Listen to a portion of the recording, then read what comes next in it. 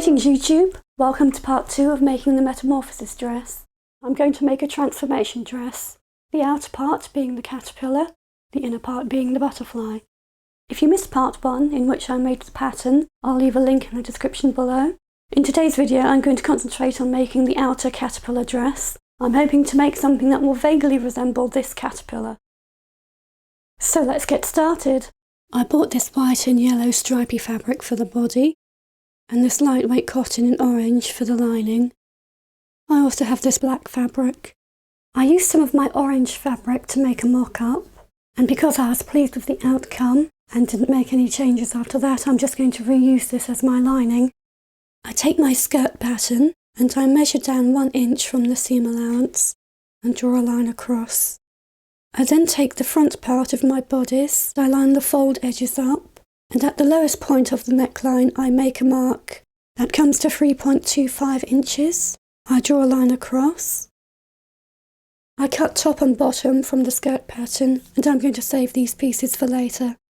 I want all 4 of my main pattern pieces to be on the fold, so I folded the sides of my fabric in towards the centre, and I've meticulously pressed it so that all the stripes are in line with each other. I cut all my pieces out, then I line up my back bodice piece with what's left of the fabric, and I cut out my front flap piece. I also took the top and bottom pieces of the skirt pattern that I cut away earlier, and I cut those out onto my black fabric. I've also cut out some interfacing for the top piece of the skirt. This will help add a little bit of strength to it. Probably doesn't need it, but I've done it anyway. I attached the black top and bottoms to each skirt panel. I pressed the seams towards the black parts, and then I was able to mark out my darts, and I overlocked the edges. I marked out the darts for the other pieces as well, and sewed and pressed them. I then ironed on interfacing to the parts of the bodice where I'd have my clasps to add a bit of strength. I added interfacing to the shoulder parts of the front bodice, as well as the front flaps on the back bodice, and the back bodice lining. I pinned the 2 skirt panels together on the right side of the skirt with the right sides together, being careful to line up all the stripes. I stitched and then pressed the seam, and now we're ready to add the black stripes. Originally I thought about painting the stripes and I did a few tests. The first one trying out different thicknesses and different kinds of lines. And I tried following the pattern of the caterpillar, which has a thick black stripe with a white stripe on either side, and a yellow stripe with a thin black stripe either side. This first test was done without fabric medium, and I did a test wash and the colour has faded somewhat. The second I used acrylic with the fabric medium, and while the colour stayed, the fabric is very stiff.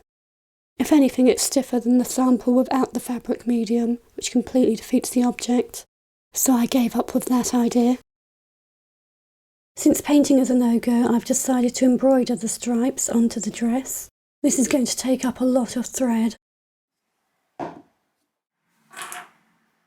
tried out a variety of decorative stitches on my sewing machine.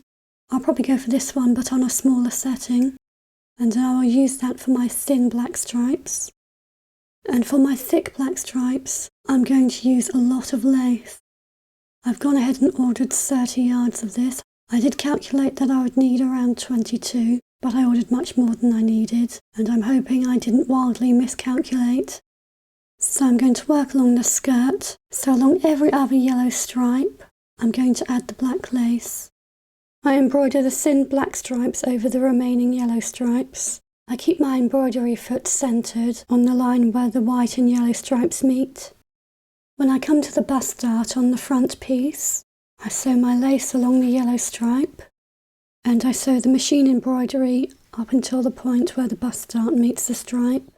I then work the stitch up along the dart, making sure to sew down the end of the lace, along the top of the next stripe, and down the other side, once again sewing down the end of the lace. And then I continue as normal. Now with all my pieces done, I'm almost ready to sew in the lining, but first I'm going to add some frilly netting to the neckline and the arm size.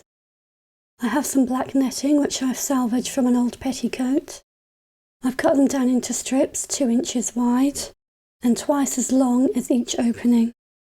I fold them in half widthways and gather them. I pin my lace around the neckline, 1/2 centimetre in from the edge of the fabric, and the netting I place over that right up to the edge of the fabric. I also pin the edge of the netting along the shoulder. I repeat this for the arm size, for the front and the back of the bodice. I then stitch along the edges, securing the netting and lace in place. With the frills stitched down, this can now act as one layer, which will make it easier when it comes to sewing on the lining. I place the lining fabric over the outer fabric with the right sides together, pin it in place, and I stitch along the edges, leaving the lower edge open. I also overlock the edges, trim the corners, and turn it right side out. Then I press the seams and top stitch them. Finally, I'm going to sew on some of these magnetic clasps. These are very strong and hold together well, but they also pull apart easily enough, so they won't put too much stress on the fabric. I have these large round ones for the shoulders, and these smaller ones for the flaps at the front. First I sew the clasps on at the shoulder, then I try the top on. When I first drafted the front flaps for the back bodice, I made allowances for the seams and not much else. I forgot that I'd need some extra room for the layers of fabric that would be underneath it.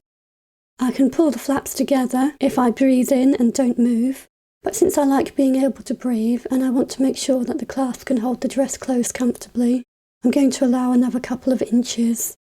So I've extended my magnetic clasp by adding some fancy beadwork. I did this off camera, but this is just a basic right angle weave. If you're interested in beading, I do have a video showing you how to do this. I'll leave a link in the description. And I will stitch on these new extended clasps, and they will act as an extension of the black stripes, as well as add a little bit of pizzazz to the dress. Now that I've got my clasp on, let's try this on. And let's try it with the skirt. I love how this has turned out. I've given it the tug test and the magnets pull away beautifully and the top falls down and the top covers the skirt as intended. So I'm going to wrap it up there for now. I still have a few things to do. I need to shorten the front part of the bodice just a little bit, and I will be adding more of that frilly netting to the bottom of the skirt, but I'm going to leave that to the end when it comes to hemming it. So what do you guys think? Did I do a good job of resembling this caterpillar? Let me know in the comments below. Don't forget to like and subscribe. You can also follow me at Facebook, Twitter and Instagram at Sandy Creature. And I'll see you guys in the next video. Bye!